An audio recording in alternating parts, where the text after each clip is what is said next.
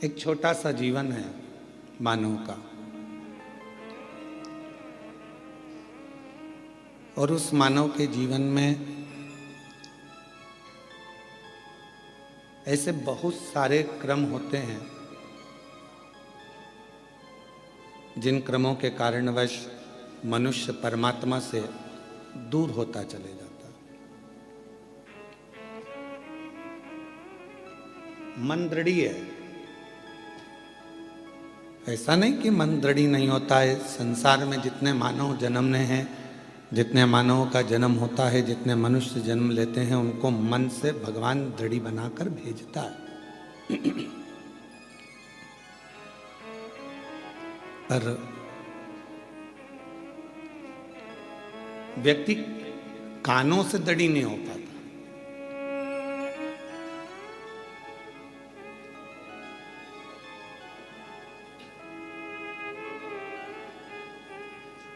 केवल एक मन का दृढ़ी बन गया, पर श्रवण शक्ति से दृढ़ी नहीं बना, तो वो मन जब परमात्मा में लगाता है तो उसकी श्रवण शक्ति कहीं ना कहीं इधर उधर भटकती है और वो परमात्मा से फिर दूर हो जाता।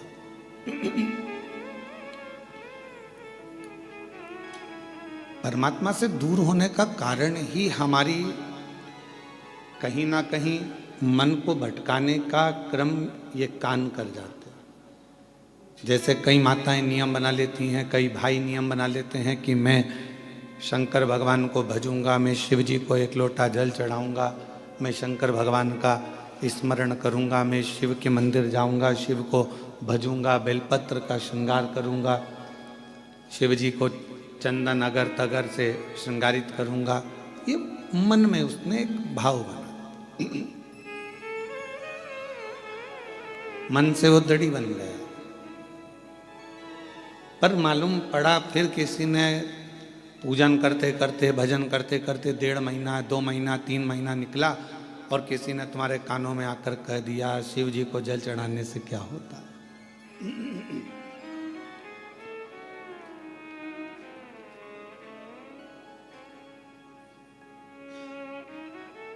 आप तो गलत संगत में पड़े हुए हो,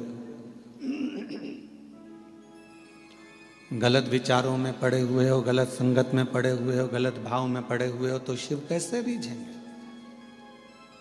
फिर कोई आया, किसी ने आके फिर कह दिया, फिर आके किसी ने आकर कह दिया कि ये तुम गलत करे इसलिए परमात्मा का भजन ना करो।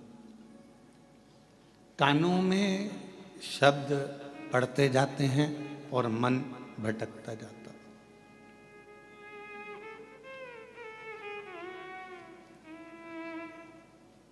मन भटकता कब है? जब हम गलत लोगों की बातों में आ जाते हैं।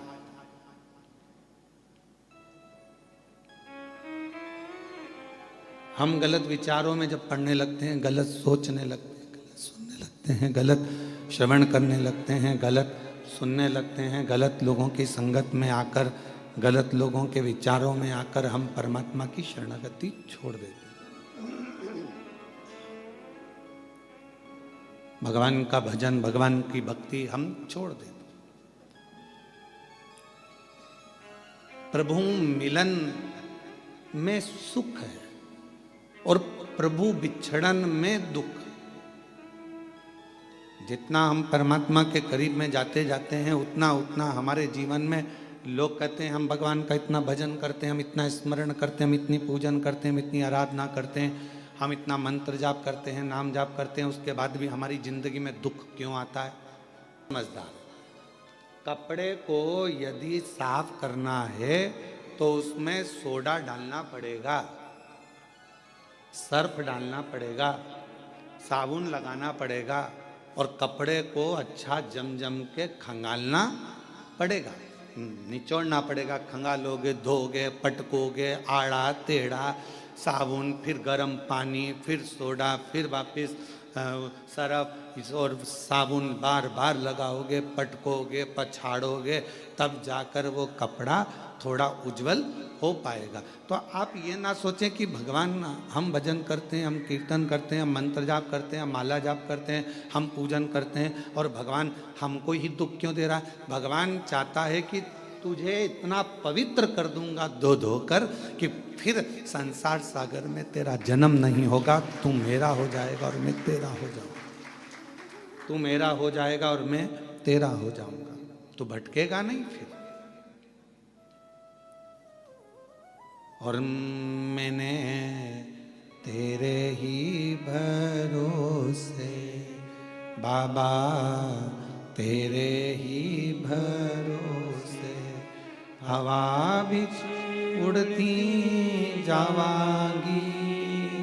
बाबा डोर हत्तो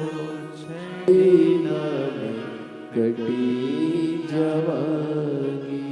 भोले मैं तेरी पतंग शंभू में बाबा डोर हत्तो छड़ीना में घटी जावांगी।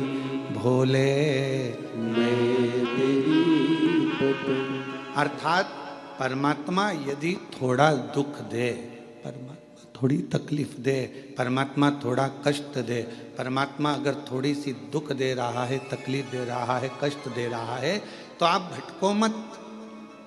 आपको भटकने की जरूरत नहीं है। आपको कहीं इधर उधर भटकने की जरूरत नहीं है। परमात्मा ने अगर दुख दिया है तो वो आपको कहीं ना कहीं अपने करीब में लाना चाहता, अपने पास लेना चाहता।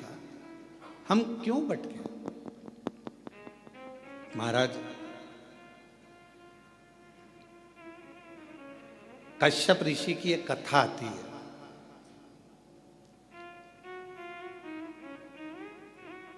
कि कश्यप बाबा, कश्यप ऋषि 12 ज्योतिर्लिंग का नित्य प्रति स्मरण करते थे।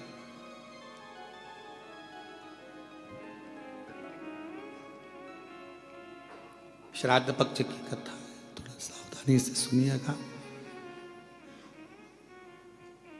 श्राद्ध पक्ष की कथा है, थोड़ा सावधानी पूर्वक स्मरण करिएगा और अपने जीवन में उतारने का प्रयास करिएगा। जितने भी आस्था चैनल पर सुन रहे हो, चाहे फेसबुक यूट्यूब पर सुन रहे हो, चाहे इस कथा के पंडाल में बैठकर सुन रहे हो, कश्यप बाबा 12 ज्योतिर्लिंग का स्मरण करते हैं। पर कभी उन्होंने अपनी जिंदगी में पार्थिव पूजन करा, हर बार 12 ज्योतिर्लिंग का स्मरण करा, पार्थिव पूजन करा, पर कभी उन्होंने 12वां ज्योतिर्लिंग नहीं बनाया। अर्थात 11 ज्योतिर्लिंग बनाते थे और 12 ज्योतिर्लिंग उसमें बनाते ही नहीं।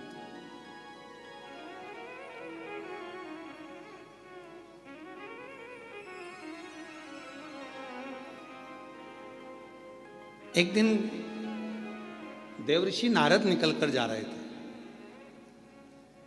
अब आप लोग अगर 12 ज्योतिर्लिंग का पूजन कर रहे हो तो आप लोग कितने ज्योतिर्लिंग बनाओगे? जम के बोलो जरा। 12 बनाओगे ना। पार्थिव पूजन कर रहे हो तो 12 ज्योतिर्लिंग का निर्माण करोगे। पर कश्यप ऋषि 11 ज्योतिर्लिंग का निर्माण करते थे और 12वां ज्योतिर्लिंग नहीं बनाते थे।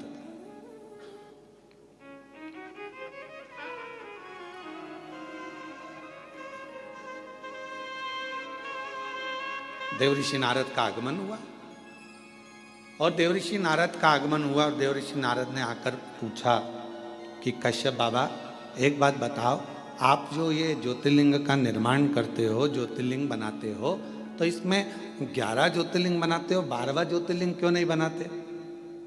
12वां ज्योतिर्लिंग निर्माण क्यों नहीं करते? नारद जी पूछ पूछ कर थक गए, तो भी आखिरी तक कश्यप ऋषि ने यह नहीं बताया कि 12वां ज्योतिर्लिंग क्यों नहीं बनाते। 11 के पूजन करते, 12वां बनाते ही।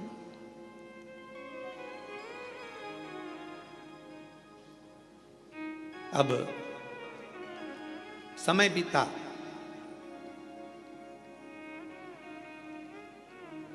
भगवान शंकर के पास में ऐसी सूचना मिल गई कि कश्यप ऋषि 12 ज्योतिर्लिंग का पूजन करते, पर ज्योतिर्लिंग बनाते कितना है? जम के बोलो जरा। 11। और पूजन कितने ज्योतिर्लिंग की कर रहे हैं?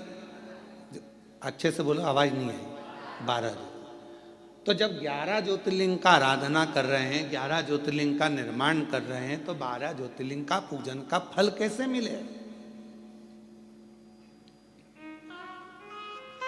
कैसे प्राप्त हो? तब पार्वती जी एकदम रुष्ट होकर बैठ गई और पार्वती जी शिव जी की आराधना करने लगी। भोलेनाथ जी ने पूछा, पार्वती तुम रुष्ट क्यों? यहां पर एक लाइन बड़ी सुंदर आई है कि पार्वती जी रुष्ट होती हैं तो शिव जी की पूजन करती हैं। हमारा आप सबसे भी यही निवेदन है, अगर मान लो जिस दिन तुमको गुस्सा आए उस दिन तुम महादेव की पूजन करो, उस दिन आप भगवान का आराधना करो। पर उल्टा होता है, जिस दिन रुष्ट होते हो ना, उस दिन तो तुम इतना बोलते हो, इतना बोलते हो, इतना बोलते हो कि जो पहले का करा धरा है ना, उस पर भी तुम लोग पानी फेर लेते हो, वो भी पूरा सत्यानाश मिला लेते हो, उसको भी नाश कर देते हो।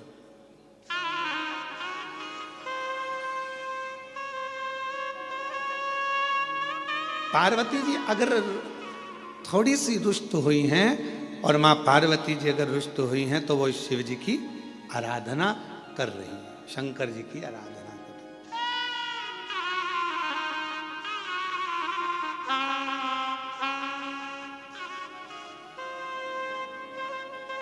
और मैंने तेरे ही भरोसे बाबा, तेरे ही भरोसे। मेरा सासुओं से भी निवेदन है, बहुओं से भी निवेदन है, बेटाओं से भी निवेदन है, बाप से भी निवेदन है, भाऊ से भी निवेदन है, और घर में रहने वाले हर व्यक्ति से निवेदन है कि पार्वती के संवाद का स्मरण करना।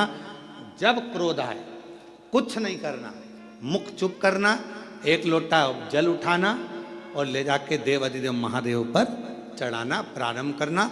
थोड़ी देर बैठना, हाथ में माला पकड़ना, नहीं पकड़ो तो प्रेम से मोबाइल को किनारे रखना और हृदय पर हाथ रखकर श्री शिवाय नमस्तुभ्यं, श्री शिवाय नमस्तुभ्यं, श्री शिवाय नमस्तुभ्यं, श्री शिवाय नमस्तुभ्यं। हृदय से अपने मन से भगवान को पुकारना प्रारंभ करो, भाव से पुकारो उसको। झगड़ा कर भी लोगे, सास अपशब्द कह देगी, बहू अपशब्द कह देगी, दोनों ने अपनी आड़ी टेढ़ी बातें कह दी, होगा क्या इसमें महाराज?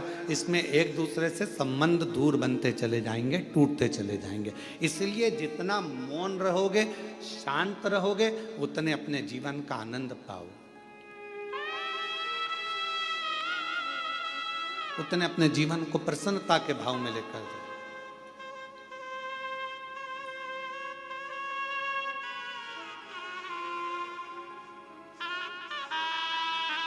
रहीमन धागा प्रेम का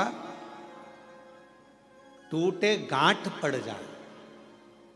प्रेम का धागा जब टूटता है तो उसमें गांठ लग जाती है, और गांठ लग जाती है तो फिर वो गांठ जब भी खुलेगी, अर्थात दो हिस्से में ही रहे।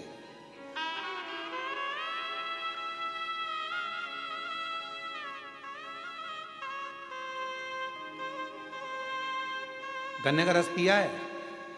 जम के तो बोलो। महाराष्ट्र में गन्ना ही बोलते हैं, ईख बोलते हैं। ऊस? अच्छा अच्छा, वो मूस नहीं बोला। अब मराठी में उसको ऊस कहते हैं, तो जो हमारे उधर गन्ना कहते हैं, शुगर कहते हैं, है?